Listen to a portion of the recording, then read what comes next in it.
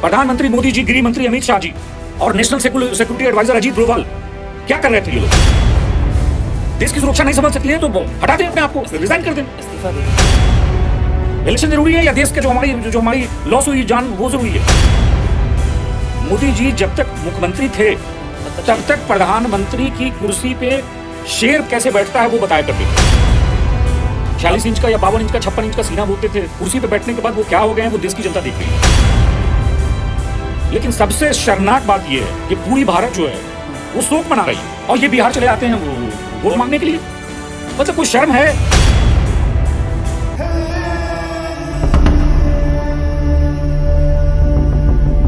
Hello दोस्तों, कैसे हैं आप सब? मेरा नाम है नवेद और आप देख रहे हैं एसडी नवेद। आज हमारे साथ में हैं अशरफ हुसैन साहब, जो कि पॉलिटिकल एनालिस्ट हैं, सीनियर पॉलिटिकल एनालिस्ट। 24 अप्रैल 2025 को एक बैठक बुलाई जाती है, सर्वदलीय बैठक, जिसमें कि देश की सभी पार्टियों को बुलाया गया था। हमको लगा कि उसमें हमारे जो प्रधानमंत्री जी हैं वो भी वहां मौजूद होंगे, लेकिन वो उसमें मौजूद नहीं थे। वो कर रहे थे बिहार चुनाव में रैली। एक चीज बहुत ताज्जुब हुआ, बहुत ही ताज्जुब हुआ। मतलब ये देश की जनता सोच भी नहीं सकती थी कि घर में मातम पसरा हुआ है और हमारे प्रधानमंत्री जी जो बोलते हैं कि हम प्रधान सेवक हैं देश के, वो चले जाते हैं वोट मांगने के लिए बिहार में। तो इसको क्या समझा जाएगा? उन्होंने तो कहा मुझे तो एक चीज ये समझ में नहीं आती है जी कि ये इंसिडेंट वहां होता है। इंसिडेंट होने के 20 दिन पहले या 16-17 दिन पहले गृह मंत्री जाते हैं कश्मीर, जाकर के वहां हाई प्रोफाइल मीटिंग करते हैं। ठीक है। फिर प्रधानमंत्री मोदी जी का दौरा होना होता है कश्मीर में, वो दौरा कैंसिल कर दिया जाता है, सऊदी चले जाते हैं। वो सऊदी चले जाते हैं। ठीक है। राज्यपाल जो है मनोज सिन्हा जी, उनको दिल्ली बुला लिया जाता है। तो ये एक साथ किसी ऑर्गेनाइजेशन का सीईओ भी गायब है, सीएफओ भी गायब है। ये मतलब क्या चल रहा था? ये क्या थी? मुझे कुछ समझ में नहीं आ रहा ये सारी चीजें। और उसके बाद जब ये इतनी बड़ी इंसिडेंट हो गई और इतने सारे हमारे जो है विजिटर्स वहां पे मौजूद थे, इतने सारों की जान चली गई, और वैसे में वहां पे कोई पुलिस फोर्स नहीं। कि ऐसा सुना है कि वहां पर हमारी इंडियन आर्मी की कम से कम, और ये जो सेनानी लोग वहां जाते हैं, सेनानी जो जाते हैं वो लोग बता रहे हैं, ये जो टूरिस्ट लोग हैं ये बता रहे हैं कि भाई 1-1.5 घंटे तक कोई आया ही नहीं मदद करने के लिए भी। वो सारी कश्मीरी मुसलमान जनता जो है वो मदद कर रही थी, कोई पुलिस फोर्स नहीं पहुंची। तो ये एक बहुत बड़ा सवालिया निशान है जो मीडिया के डिफरेंट चैनल्स पे अगर नहीं चल पा रहा है तो बहुत सारे जो हमारे ये हैं पत्रकार हैं जिन्होंने टीवी चैनल से जिनको निकाल दिया गया है गुलामी नहीं करने की वजह से और अपना यूट्यूब चैनल खोल के बैठे हुए हैं, तो वो लोग इस पे चर्चा कर रहे हैं। ठीक है ना? तो अब सबसे बड़ा मसला ये है कि जिस घर में मातम पसरा रहे उस घर का जो फैमिली हेड है, जो प्रधान है, वो चला जाए वोट मांगने के लिए। भाई कोई सांत्वना नाम की कोई चीज है? भाई मीटिंग में भी नहीं पहुंचे प्रधानमंत्री जी। और उसके बाद ऑल पार्टी जो मीटिंग बुलाई गई, उस मीटिंग में सुनने को मिला है कि प्रधानमंत्री जी नहीं थे, जबकि उनको होना चाहिए था वहां पर, क्योंकि भाई उसमें होना चाहिए था।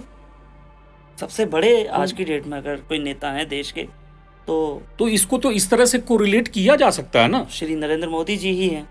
भाई इससे कोई इनकार है, हमारे प्रधानमंत्री हैं वो, सही बात है। लेकिन आपने जो सवाल उठाया तो उससे ये साफ जाहिर होता है कि भाई उनको फिक्र ही नहीं है देश की जनता की। और वो खुद उनका बोलते हैं कि भाई प्रधान से आपदा में विपदा में आपदा में वो अवसर ढूंढते हैं। तो इसको क्या बोला जाएगा? ये अवसर ढूंढना हुआ? नहीं तो देश की मतलब हमारी आवाम जो है वहां शहीद हो रही है, नहीं तो इस चीज को आतंकवादी मार रहे हैं, और हमारे प्रधानमंत्री जी जा रहे हैं अपना अवसर ढूंढने के लिए कि भाई इसी बेसिस पे हम फिर वोट लेंगे, जिस तरह से पुलवामा में उन्होंने लिया। पुलवामा में एक शहीद के नाम पे उन्होंने वोट लिया और अभी वो बिहार चले गए। इससे याद आया कि छत्तीसगढ़ में जो इनकी पार्टी है बीजेपी जी, उसमें इन्होंने एक ऐसा कारनामा किया है कि इधर तो वो जो 28 लोग थे हमारे शहीद हुए और उधर उनके ऑफिशियल ट्विटर अकाउंट पे आया है, जारी होता है, वो पोस्टर होता है कि जाति को देख के नहीं धर्म देख करके मारा। हाँ, यही था। तो इसको किस तरह से इंटरप्रेट किया जाए? सही बात। बताइए। इसको इंटरप्रेट ये किया जाएगा कि आप देश में नफरत फैला रहे हैं, आप दंगा करवाना चाहते हैं। आपकी पार्टी की सरकार है और आपके मध्य प्रदेश की और आज छत्तीसगढ़ की इकाई जो है अपने ट्विटर अकाउंट पे ये बात बोलेगी कि भाई जाति देख करके नहीं बोला गया, यानी यहाँ पे भी अफसर आप आपदा में अफसर ढूंढ रहे हैं। और इसका असर यहाँ निकला कि अफजल नाम के लड़के को मार दिया गया आगरा में। अब बताइए क्या क्या करना चाहते हैं, मतलब देश को कहाँ धकेलना चाहते हैं। और 4 दिन पहले इनके पार्टी के जो सीनियर MP हैं दुबे, निशिकांत दुबे, वो चीफ जस्टिस पर इल्जाम लगाते हैं कि भाई देश में गृह युद्ध होगा तो उसके लिए चीफ जस्टिस ऑफ इंडिया जिम्मेदार होंगे। और फिर अभी इस चीज को अगर लिंक कीजिए आप कि ये जो बोल रहे हैं यूपी और मध्य प्रदेश और छत्तीसगढ़ की जो भाजपा की इकाई है उनका जो ट्विटर अकाउंट है उस पर इस तरह से आ रहा है नहीं कि उन्होंने जाति देख करके नहीं, धर्म देख पूछ करके जो है सो मारा। सही बात है। तो मतलब आप क्या करना चाह रहे हैं, आप करना क्या चाह रहे हैं मुल्क में आप? मैं यही चीज मतलब कुछ चीजें तो समझ में नहीं आती है कि ये सारी चीजें चुनाव के समय में ही क्यों हो जाता है नवेद साहब, चुनाव के समय में ही क्यों हो जाता है ये? अच्छा एक चीज है, चलो ओके हम मानते हैं कि जो बीजेपी पार्टी है वो कर रही है अपने लिए, लेकिन मीडिया भी उसी के साथ साथ है और उसने इस खबर को इतना ज्यादा वायरल किया, इतना ज्यादा किया कि उन लोगों ने भाई मीडिया का जो काम और उसके बाद मारा। हम देखें तो उसमें 3 लोग मुस्लिम भी थे। मैंने भी सुना है, तो अगर धर्म पूछ के मारना होता तो उन मुसलमानों को मारते। मतलब हर चीज में ये हिंदू मुस्लिम ढूंढ रहे हैं। यही चीज मुझे भी लगता है। मतलब मीडिया जो है उसकी जो बेसिक एथिक्स होती है, ये तो मतलब इसको क्या बोलेंगे, वो रवीश जी बोला करते थे कि गोदी मीडिया। गोदी नहीं है, मैं तो इसको ये बोलूंगा ना कि भाई दंगाई मीडिया। हकीकत में आज ये दंगाई मीडिया है। हकीकत में इसका आज यही हो गया है कि दंगाई मीडिया है, क्योंकि ऐसे मामले में अगर ये घटना हुई भी है, उन आतंकवादियों ने, उन भाई इनको सवाल सरकार से पूछना चाहिए था नवेद साहब। मीडिया को देखिए ये जो इंसिडेंट हुआ है ना, पूरी जनता में आक्रोश है, हम सब में है, हम सब परेशान हैं, लेकिन मीडिया का जो रोल है, मीडिया को तो अपना रोल करना चाहिए ना। ठीक है, प्रधानमंत्री जी अपना रोल करेंगे ना। एक किसी ऑर्गेनाइजेशन में अगर IAS ऑफिसर होता है, अगर मान लिया किसी डिस्ट्रिक्ट का कुछ डिस्ट्रिक्ट में इवेंट हो आता है तो IAS ऑफिसर को सस्पेंड कर दिया जाता है, IPS को सस्पेंड कर दिया जाता है, जिम्मेदारी अपनी उठाते हैं। किसी ऑर्गेनाइजेशन में CEO हैं, अगर कुछ हो गया इंसिडेंट तो वो हटा दिए जाते हैं, CEO को हटा दिया जाता है ना। ठीक है, तो भाई यहाँ पे सबकी जिम्मेदारी है ना, प्रधानमंत्री जी की जिम्मेदारी है, गृह मंत्री जी की जिम्मेदारी है। बिल्कुल सही है। वहाँ पे गवर्नर साहब के अंडर में आता है, गवर्नर साहब रिपोर्ट करते हैं गृह मंत्री को। तो ये हो क्या रहा है? अब मीडिया सवाल क्यों नहीं पूछ रही? भाई मीडिया का काम क्या है? सवाल पूछना काम है ना। यहाँ तो मीडिया का काम तो अकबर बिरबल का नहीं है ना, वही तो कर रहे कि वो चापलूसी करते रहेंगे प्रधानमंत्री जी का। अरे तुमको जो भारत की जनता है, भारत की जनता का तुम सवाल पूछो ना। ये जो 28 जो लोग हमारे मारे गए हैं, उस 28 आदमी के परिवार का तुमको परवाह नहीं है? तुम सरकार से नहीं पूछ रहे हो, तुम मीडिया हो अपने आप को, तुम दंगाई हो, तुम देश को जला देना चाहते हो। सरकार से पूछो सवाल कि सरकार कहाँ थी, सबकी जिम्मेदारी होगी ना। तो न तो मीडिया अपनी जिम्मेदारी निभा रही है। सरकार से याद आया एक और चीज है कि सरकार ने माना है कि भाई हमसे गलती हुई है, लेकिन ये बात सिर्फ और सिर्फ खुद उसने ही मानी है सरकार ने कि हाँ हमसे यहाँ थोड़ी सी चूक हुई है, लेकिन मीडिया ने अभी भी इस बात को एक्सेप्ट नहीं किया है। जबकि ये जो क्वेश्चन था ये मीडिया का था कि इसमें सर आपकी गलती हुई है और ये हमला आपकी चूक की वजह से हुआ है। इतनी बड़ी वहाँ पर एक तरह से सिक्योरिटी थी, लेकिन उस सिक्योरिटी होने के बाद भी ये जो आतंकवादी हैं ये वहाँ आए कैसे? आप अगर थोड़ा सा जुड़े हुए होंगे डिस्ट्रिक्ट लेवल में, तो ये जो डिस्ट्रिक्ट कोर्ट होती है वो कचहरी कहलाता है। और एक पुराना कहावत है कि मुद्दई सुस्त गवाह चुस्त। तो अभी जो बीजेपी शासित भारत की सरकार है, प्रधानमंत्री मोदी जी हैं, गृह मंत्री जो है अमित शाह जी हैं, ये लोग थोड़ी देर के लिए 1-2 मिनट के लिए बैकफुट पे भी आते हैं अपनी गलती मानने के लिए। तो मीडिया जो है वो चुस्त बना हुआ है, मीडिया बचाव कर रहा है। भाई तुम मीडिया जो हो, तुम किसके लिए काम कर रहे हो? तुम भारत की जनता के लिए काम कर रहे हो? तुम उनका सवाल उठा रहे हो? तुम चौथे स्तंभ हो या तुम बीजेपी सरकार के स्तंभ हो? बीजेपी के प्रवक्ता हो तुम? चौथे स्तंभ है। भाई जनता तो पूछेगी ना कि तुम किसके लिए काम कर रहे हो? जनता के लिए तो नहीं कर रहा है। कोई भी न्यूज चैनल पे जो भी चल रहा है, डिबेट जो हो रहा है, क्या एजेंडा चल रहा है? अगर ये चीज जो पुलवामा में हुआ था, पुलवामा में अगर उसी वक्त आंसरेबल ठहरा दिया जाता, क्या हुआ पुलवामा का? जांच नहीं हो पाई उसकी। कुछ हुआ अभी तक पता चला? नहीं हो पाई। सर्जिकल स्ट्राइक हुई है, जो कि अच्छी बात है, हमारे देश ने उसको मारा, लेकिन उसकी जांच होना भी जरूरी थी। तो क्यों नहीं हुई? सतपाल मलिक साहब गवर्नर थे वहां के, बीजेपी के। बताया तो था सतपाल मलिक साहब ने स्टेटमेंट दिया आकर के, उन्होंने कहा भी था कि ऐसे ऐसे कुछ हुआ है। लेकिन तो ये क्या है? मामला क्या है? ये मामला क्या है आखिरकार? सतपाल मलिक साहब उनकी पार्टी के गवर्नर हुआ, उनकी पार्टी की तरफ से गए हैं, वो गवर्नर बनाए गए हैं, उन्हीं की पार्टी से बने थे, और वो आकर के खुल के मीडिया में ऐसी ऐसी बात बोले हैं उसकी जांच नहीं हुई। लेकिन एक बात मुझे और अभी फिर जो है सो ये हो गया पहलगाम। अच्छा एक बात मुझे बताइए, सतपाल मलिक जी उस वक्त कहाँ थे जब गवर्नर थे? जब रिटायर हुए हैं के बाद में आए हैं बोलने के लिए, उस वक्त नहीं बोले तो बिल्कुल बोलना चाहिए था। बाद में फिर क्या महत्व हुआ इस चीज का? वो बाद में जो आके बता रहे हैं कि हमने पूरी कोशिश की थी प्रधानमंत्री नरेंद्र मोदी जी को रीच आउट करने की, और हमने उनको बताया भी था। उन्होंने बोला कि भाई अभी चुप बैठो भी। नहीं तो वो अब जैसे अब आए हैं इसके जनता के सामने ऐसे ऐसे बताने के लिए, वो तो उस वक्त भी आ सकते थे कि भाई ऐसे ऐसे मामला हो चुका है, मोदी जी ने ये कहा है कि इस मामले पर आप खामोश रहिएगा, हम देख लेंगे हमको जो भी करना है। देखिए नवेद साहब, होता क्या है ना कि लेट्स बी प्रैक्टिकल, ठीक है ना।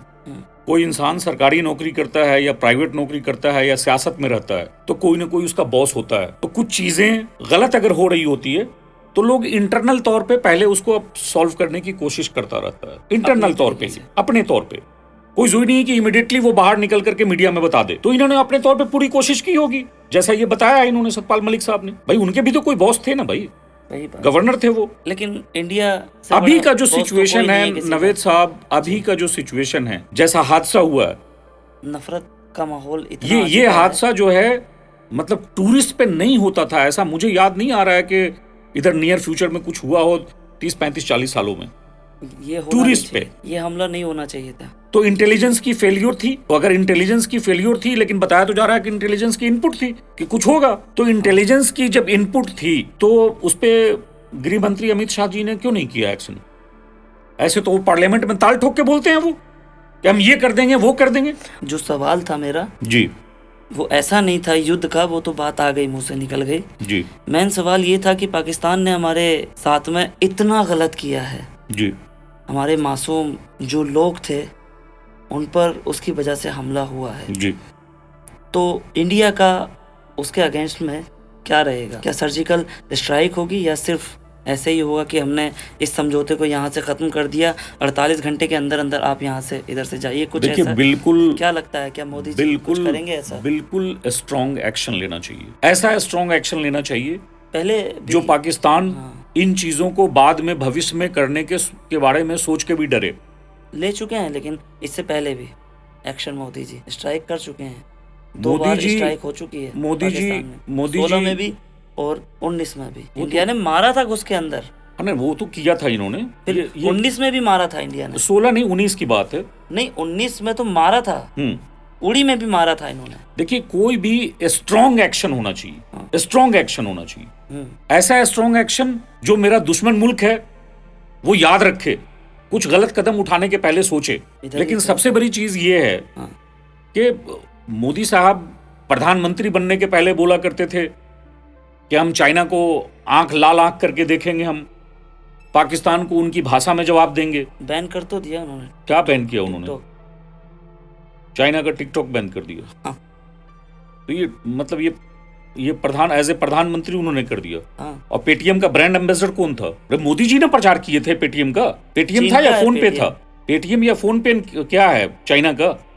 उसका प्रचार उन्होंने ही किया था ना। अच्छा, उसी समय में किया था ना। नहीं तो और भी एप्लीकेशंस थी जो बैन कर दी आते ही। तो ये ऐप बैन करने के लिए वो स्ट्रॉन्ग प्रधानमंत्री हैं भाई। गलवान घाटी में मतलब हमारा इतना जमीन कब्जा हो गया, वहां ये चुप्पी साध के बैठे रहे और चाइना के प्रधानमंत्री के साथ जाके झूला झूल रहे हैं गुजरात में।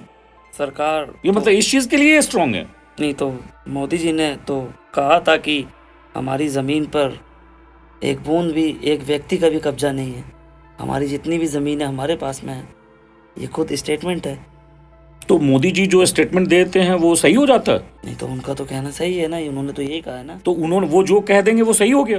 तो फिर बाकी जो एजेंसीज है और जो बता रही है कि इतना 1000 किलोमीटर जमीन कब्जा किया हुआ है, यहाँ तक कि जो ये कौन सी एजेंसी बता रही है? इनके पार्टी के जो पुराने लीडर हैं सुब्रमण्यम स्वामी, वो खुद भी बोलते हैं ये चीज।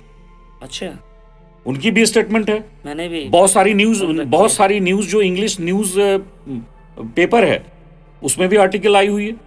तो फिर उस पर फिर तो कहाँ मोदी जी तो सॉफ्ट हो जाते हैं। मोदी जी नहीं बोलते उस पर भाई, मोदी जी सॉफ्ट हो जाते हैं। मोदी जी जब तक मुख्यमंत्री थे तब तक प्रधानमंत्री की कुर्सी पे शेर कैसे बैठता है वो बताया करते थे।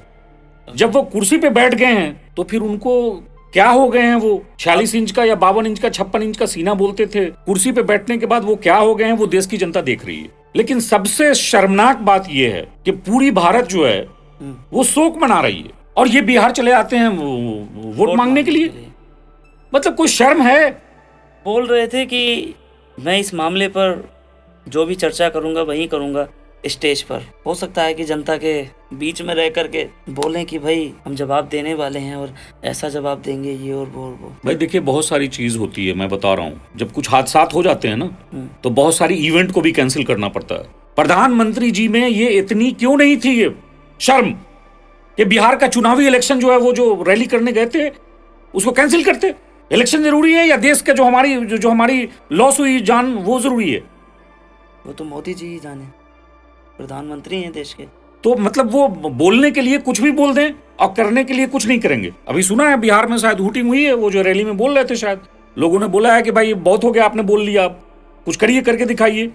नहीं, खैर उम्मीद तो है जनता को कि भाई होगा कुछ और होगा कुछ, और आई थिंक मुझे लगता है कि कुछ ना कुछ होगा भी जरूर। ऐसे तो शांत मुझे लगता नहीं कि बिल्कुल होना चाहिए, बैठेंगे मोदी जी। नवेद साहब, बिल्कुल होना चाहिए। लेकिन मुझे ये बताइए, उनकी अपनी अकाउंटेबिलिटी है या नहीं?